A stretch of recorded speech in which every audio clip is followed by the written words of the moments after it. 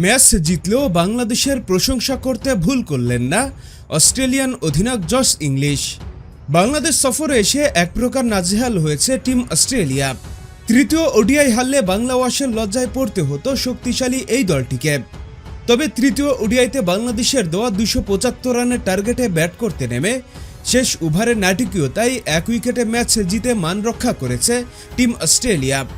বিশেষ করে কুপার কনলির 149 রানের ইনিংস তাদের এক প্রকার বাঁচিয়ে দিয়েছে। এদিকে ম্যাচের পর অস্ট্রেলিয়ান অধিনায়ক জশ ইংলিশ বলেছেন, আজকের জয়টা আমাদের জন্য স্বস্তিদায়ক ছিল, কারণ এই সিরিজ আমাদের জন্য অনেক কঠিন গিয়েছে। বাংলাদেশের বোলারদের সামনে আমাদের ব্যাটসম্যানরা পার্টনারশিপ তৈরি করতে পারেনি, কিন্তু আজকে কনলি দারুণ ব্যাটিং করেছে।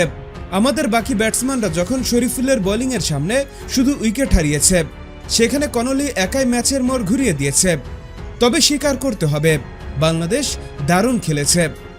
এদিকে শেষ ওডিআইতে ম্যান অব দ্য ম্যাচ নির্বাচিত হয়েছেন কুপার কনলি, আর এই সিরিজে প্লেয়ার অব দ্য সিরিজ নির্বাচিত হয়েছেন মুসাদ্দেক হোসেন।